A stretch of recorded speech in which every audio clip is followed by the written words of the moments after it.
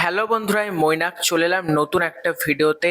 আজকে এই ভিডিওতে কথা বলবো জি বাংলার জনপ্রিয় ধারাবাহিক চিরদিনই তুমি যে আমাকে কেন্দ্র করে অনেক দর্শক আমাকে কমেন্ট করছে। বিশেষত আমি দু একদিন ধরেই ভাবছিলাম এই ব্যাপারটাকে নিয়ে আলোচনা করব। সেটা হচ্ছে চিরদিনই তুমি যে আমারে ডিউরেশন কমে গিয়েছে।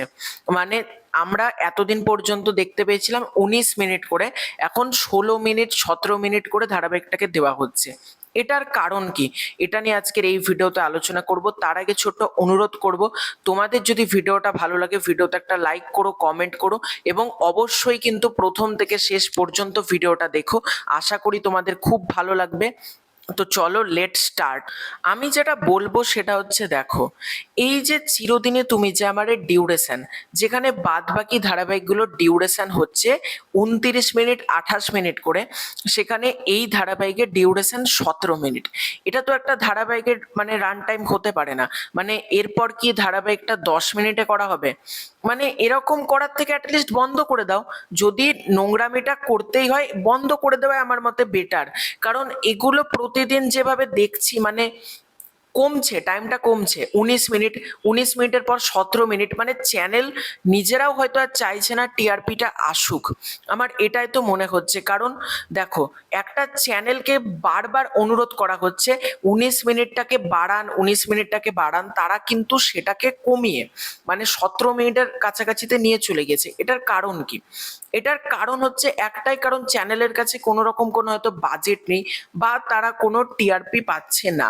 একটা ধারাবাহিক বলো বা একটা যে কোনো প্রোগ্রাম টিআরপি দেখেই কিন্তু রান করে। মানে টিআরপি যত ভালো হয় ততই কিন্তু সেই ধারাবাহিক বেশি দিন গ্রো করে।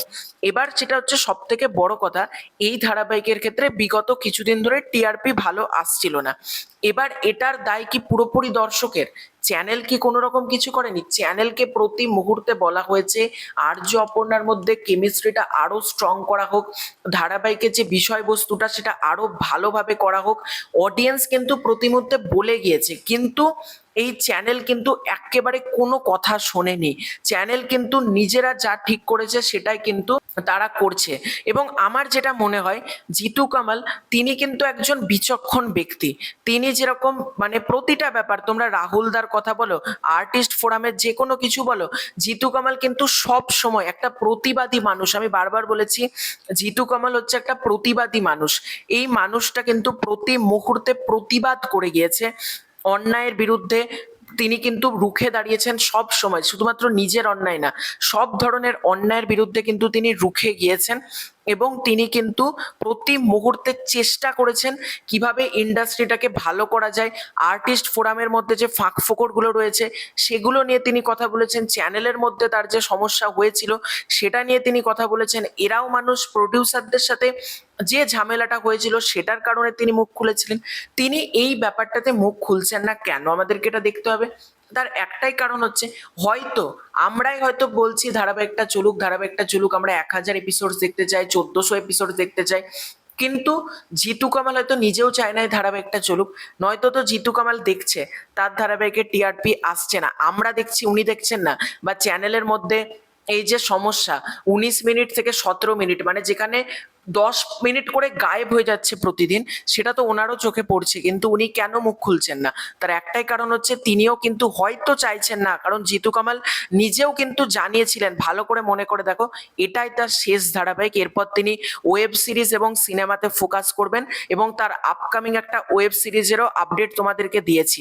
এবং তিনি ক্লিয়ারলি জানিয়েও দিয়েছেন তিনি ডেলি শোতে আর কখনো ব্যাক করবেন না, তিনি ওয়েব সিরিজ এবং সিনেমা করবেন। এবং অলরেডি জিতু কামাল তার নতুন একটা প্রোডাকশন হাউস ওপেনও করেছে, যার নাম হচ্ছে বাসুকি ফিল্মস।